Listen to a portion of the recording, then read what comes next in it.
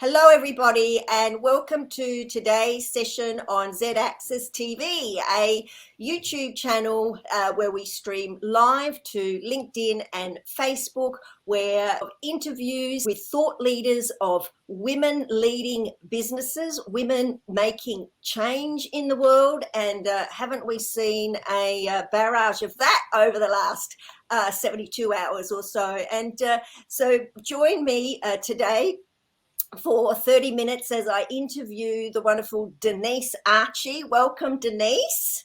Thank you, Leah.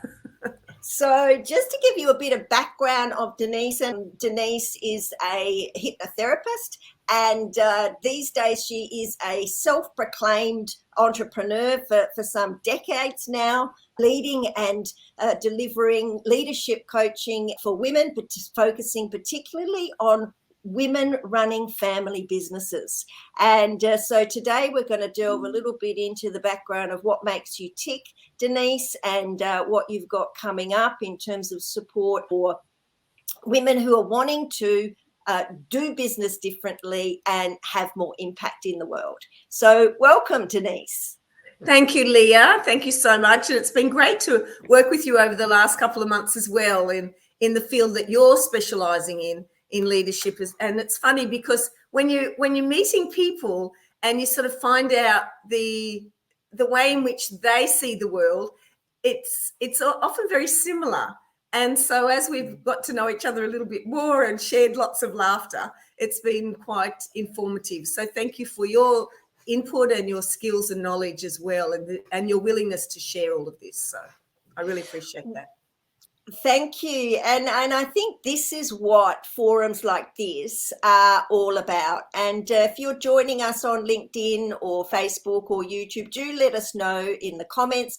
Put your questions there as well, and we will attempt to cover those off today as well. Or if you're watching the replay, do put your questions and comments there, and we'll come back and make sure that they are taken care of. But let's get started with you, Denise. And yes, we do share a common passion of working particularly to help women really live their best life, be their best selves, and be empowered to speak their truth and do what makes their heart sing. That's certainly my experience of you. But let's go back a little bit and just have you share a little bit about what you actually do and who you serve.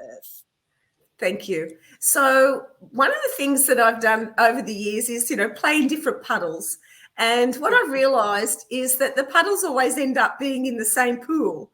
And one of those pools is around families and business. So having grown up with, parents in their own business, aunts, uncles, and cousins as well in their own business, suddenly I started to realise, just very recently actually, that the skill that I'm bringing is really the understanding the relationships that make a family business work. And I guess we're a living example in Coaching College because I'm a mum of 3 sons, and my middle son, who came into the business intentionally for 5 minutes, we're celebrating 14 years this year, so next month. So we figured that we've got something that's working, and at times it's been interesting, and other times even more interesting. Congratulations, Denise. Like being the boss lady and having your son, 14, did you say 14 years? Yeah, 14 years in July, and he's an equal partner and director and shares, all the responsibility and the laughter and the fun and the tears. And so we really have worked out how to make that work. And so what I did was I contacted the Family Association, just thinking, I have certain expertise. Maybe there's something that I could learn from that organisation. And when I went on to one of their sessions and I asked the question, so are you all involved as coaches and consultants as family business owners?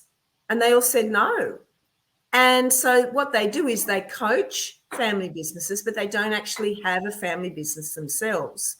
And so I found that really interesting. Now that is an interesting point, isn't it? Because this was one of the big questions that we talked about when I did my master's in coaching psychology, because I came through the tertiary education route into coaching as lived experience from corporate background, but you've come from the grassroots of entrepreneurship, it sounds like, your whole family. So you've lived it and creating something now to deliver back. And I'm hearing you say that there was surprise in the fact that you had people coaching owners of businesses who were not family business owners themselves. Yes, so there's a contextual gap.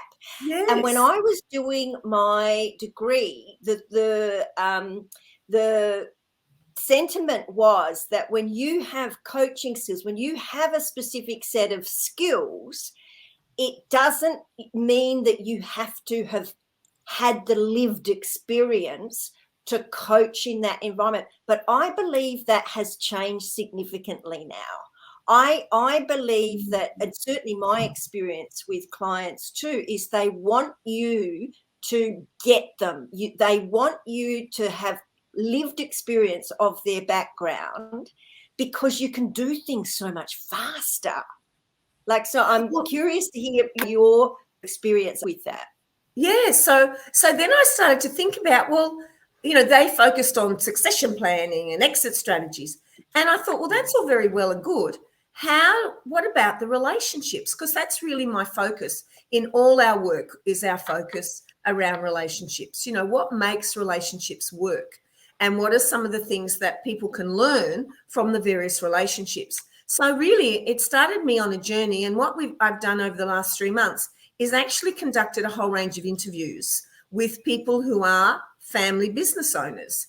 And so, because now I have enough information for my book, which is around women who lead a family business.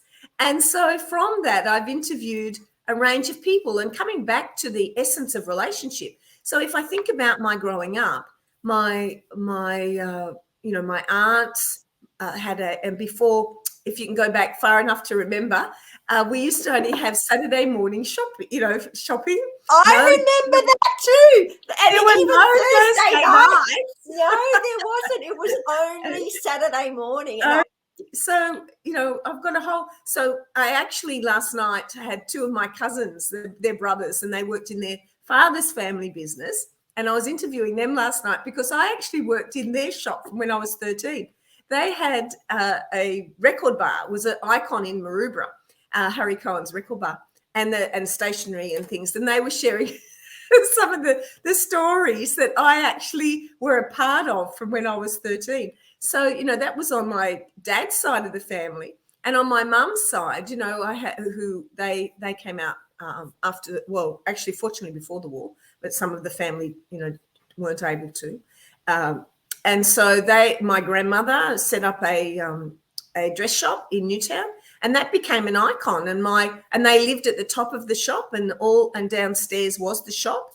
And my 2 of my aunts, one of my aunts and one of my uncles, he became a tailor and she was a seamstress.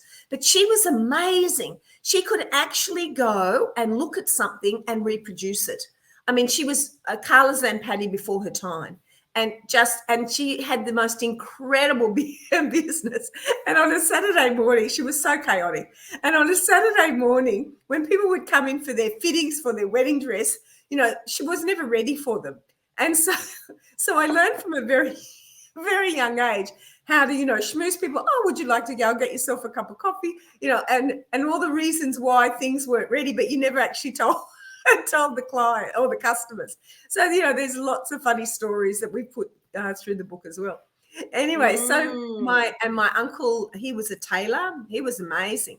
And I remember the fashions changing. And I remember my aunt having to make me a dress. Well, she was making me a dress for a particular function. And the fashion was just changing to above the knee. And I was sort of really radical. I said, oh, do you think I could have it above the knee? So being involved around families and cousins, and my mum and her sister, one of her other sisters, they used to sell shoes at the markets. And so, my boys learned to pair up shoes, because when they came back, all the shoes were sort of all over the shop, and they'd have to pair them up ready for the next week. So the boys have all grown up in that environment as well. So it's really important that you understand the dynamics and also understand the relationship and the sharing of information, when things are really good and when things aren't so good, because not everything's always good, in business, and sometimes it's really tough. And so how do you actually have those round the table conversations? We were sharing last night that sometimes, if you have a close family knit, then do you bring in the outlaws when they become in-laws? And do you bring those into the business?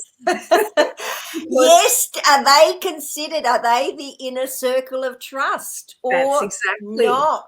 And I know we've had similar dynamics like that. And it's also the male-female thing. Like if it's 3 brothers, and do you bring the wives in, for example? And it's very interesting. And so what I'm also hearing too, Denise, is a distinction between maybe the structural business elements of business advisory or a business coaching versus the real deal people aspect. Haven't we seen that this weekend in our election results of how closely did our leaders listen and acknowledge and hear what the people were asking for?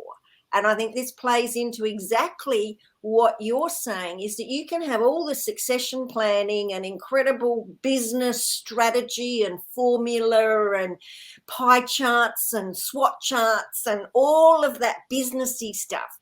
But if you can't get around the table and actually have those hard conversations without killing each other or like sacking each other or walking out, or if we take that further around what's happened over the last, the last 72 hours, as you've said, Leah, is that whilst the leaders were leading, they weren't actually leading the people that they were designated to lead. And so, are you a leader with followers, or are you a leader heading in one direction and the followers going in another direction? And I think the biggest challenge is the values that they were demonstrating, which weren't the values of the people that were electing them.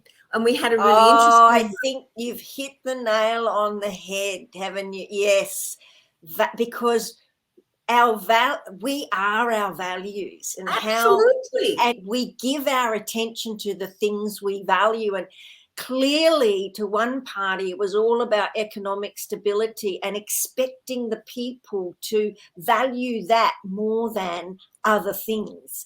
Well, and they were wanting to value the people, and that's the biggest thing. Here they were saying equal rights for women. How can you disregard 50% of the population? What have they done for childcare? Don't even get started on unions. Why have they not been a representative of women all the years? And so, there's lots of stories around the inequality. And I think what happened was the value and the message that was carried was pure tokenism. And I think the people have decided, just like in an organisation or many organisations, whether they're family-led or not, is that you'll have the informal leaders. I mean, we learn around informal leaders in leadership.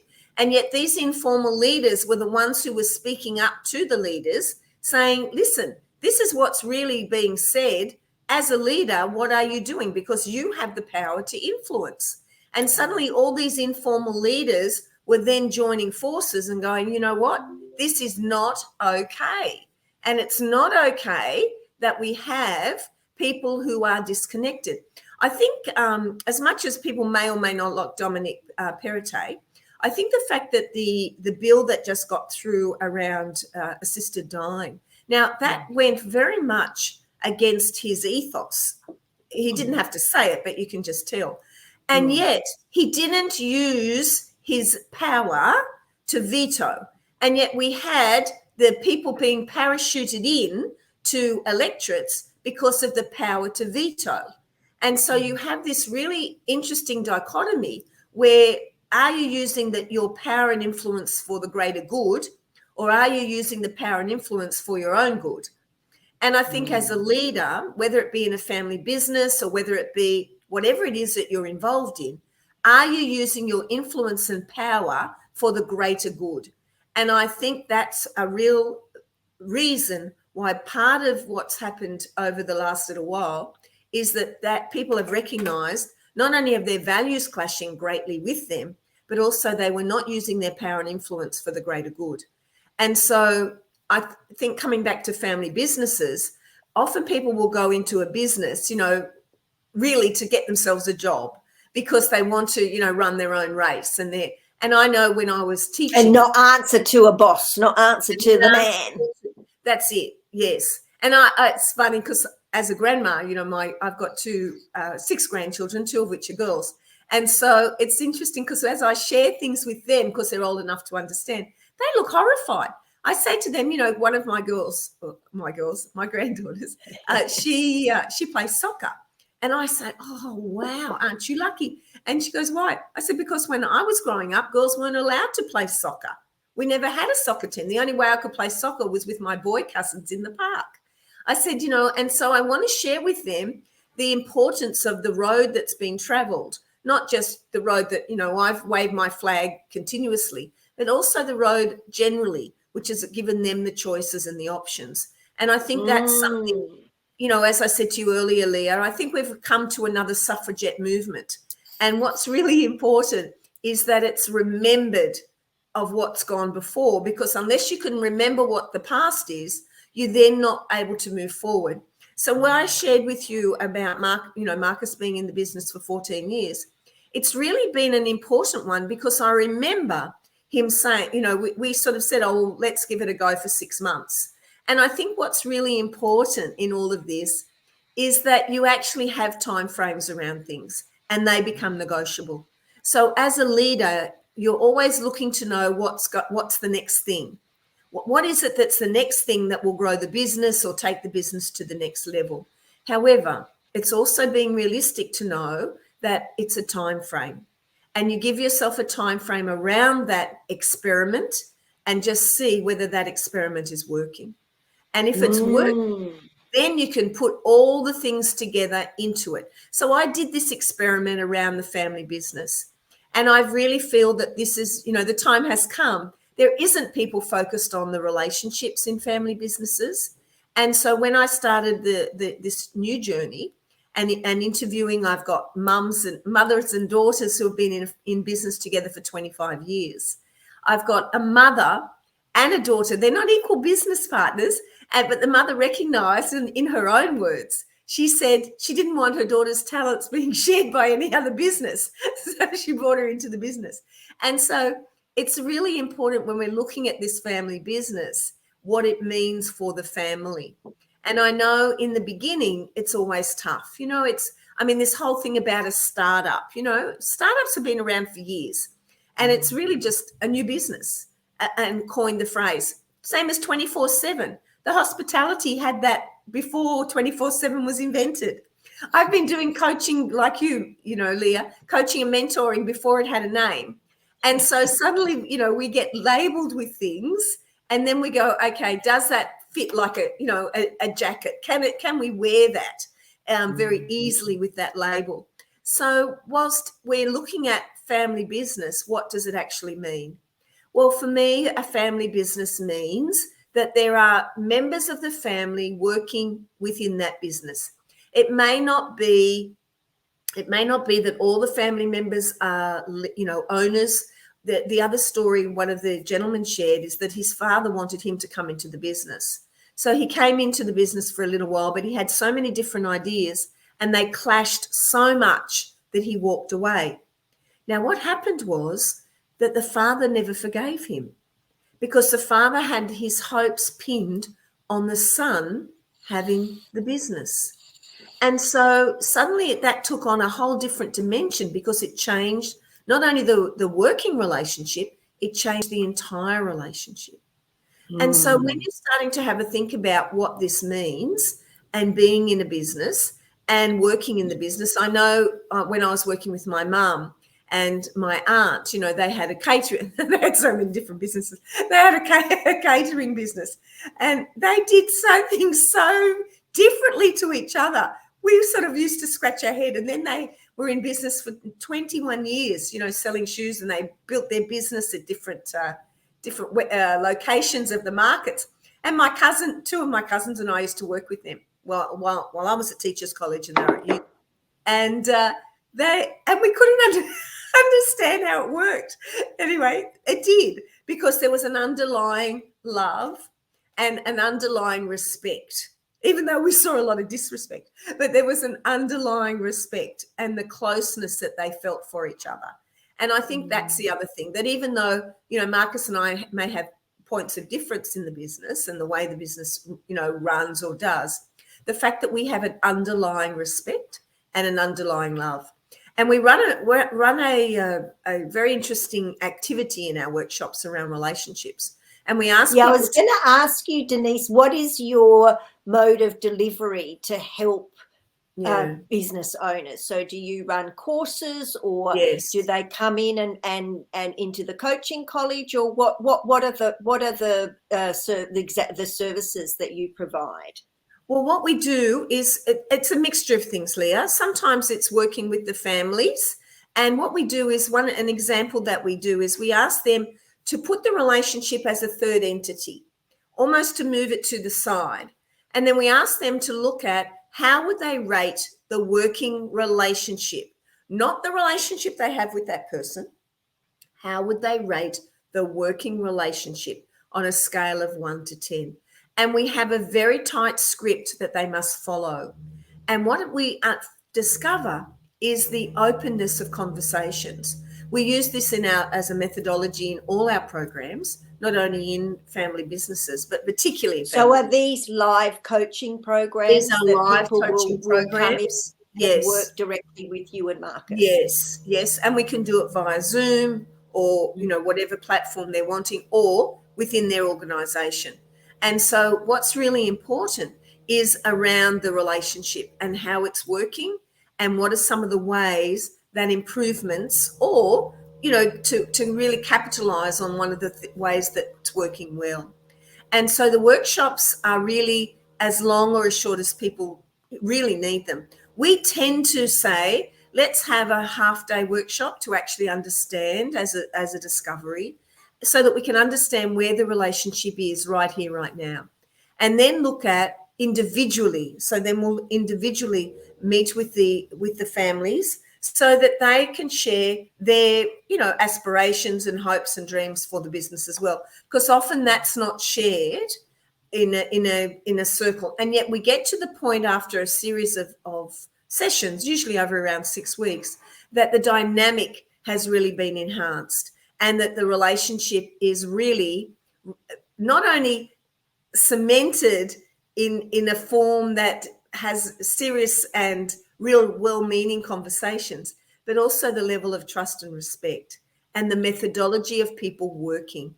And that's a really important thing, is because as long as you are at the outcome, a shared outcome, your methodology for getting there may be different. And often your style and your methodology is what sometimes causes the upset. So if there's are they surprised? Are they surprised how far they come in such a short time? Absolutely. Working with you, it's like, why haven't we been able to do this ourselves? And I think this is the magic of coaching when it's done well, Denise, that people don't get unless they experience it. It's such an experiential thing to do, isn't it? Like, absolutely, you can tell someone what's going to happen, but it's only when they experience working with you that is what informs them. It's not and the dynamic, and you are needed in order to create the environment for that dynamic, for everyone to be able to say their piece, to create a sense of psychological safety. That's exactly and support people to be brave enough to say what's really on their heart.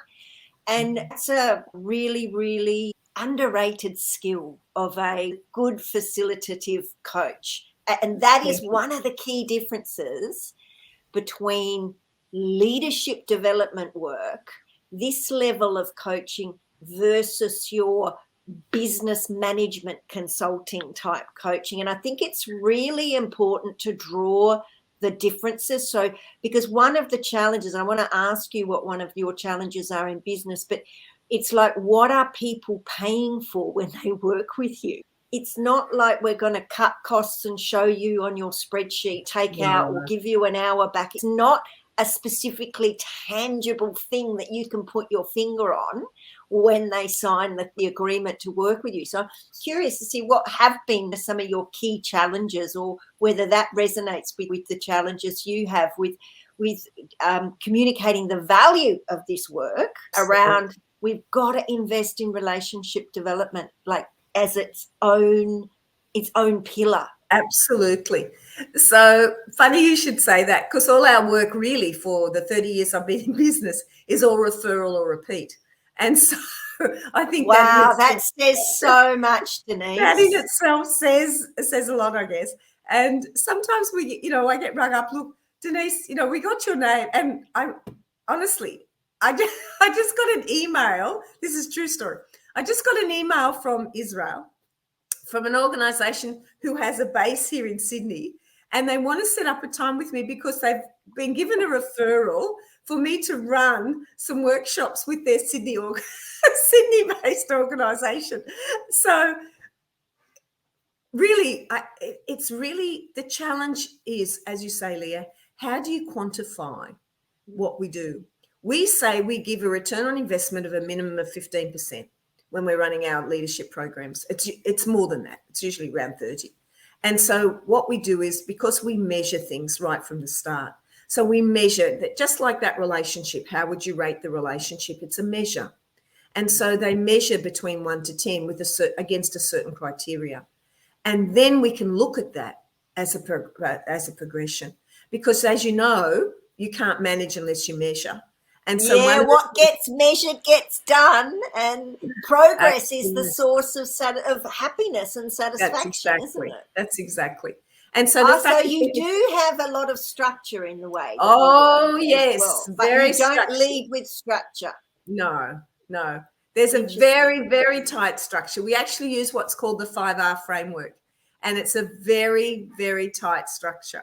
However, we don't lead with the structure. We lead with what's presented around relationships. And then we take the relationships.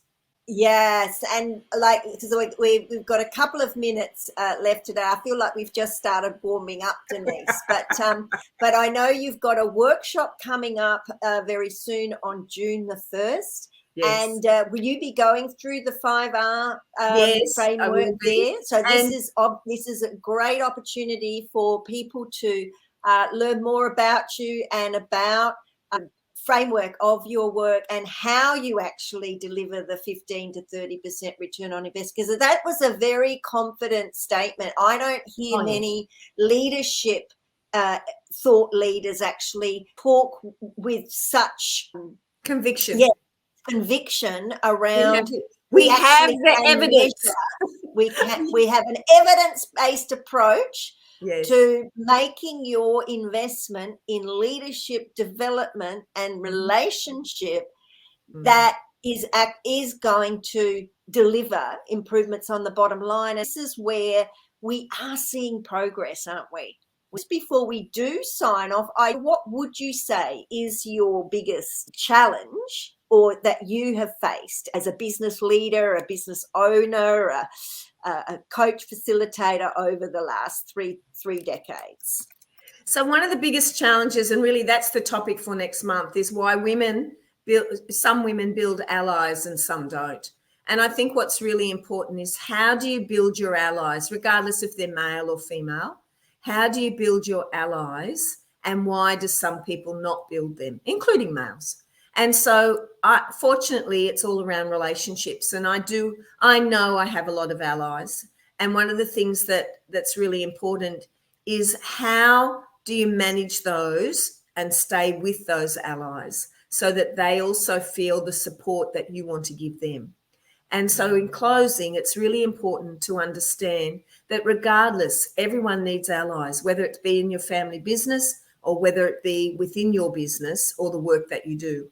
So how are you building those allies to support whatever it is you want? And we saw that over these last little while, because what the independents had done is they had built a team of allies.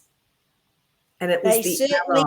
did, and they certainly spoke to their community and Yes. took those views and asks of the community. That was their voice, and they were such a collaborative voice in their independence. That is what's been so phenomenal. That Yes. yeah, there's so many great learnings that I think we can unpack from this whole election experience this year, Absolutely.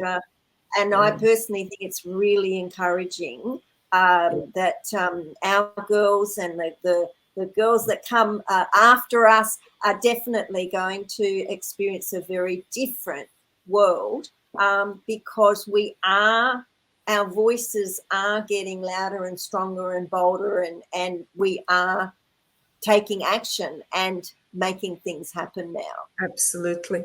Thank you, Leah. It's been great as always. Thank you so much. Thank you. And Denise, just before you go, also, if people want to connect with you directly, obviously LinkedIn is a great place to connect with you. Yes. And then it's Denise at the Coaching College. No, just Coaching College. Coaching Denise College. at coachingcollege.com.au. I'm by my phone waiting for your call. Oh, you're such a natural promoter. Look, I am really looking forward to June the 1st, and I do encourage everybody. I've put the link in the comments there, and if you go to the event link and register as a guest of BBG, then it will be complimentary to come, so free of charge, and it's a great opportunity to learn more from Denise. And then we'll also have breakout sessions with think tanks, so we can actually bring our own thoughts and experience to the table, and it's a great place to network with professionals who are also on the path to living their best life and growing a great business that they love, and increasing and enjoying their relationships in business and in life as we go. So thank you very much for joining us, and thank you again, Denise. Thanks, Leah.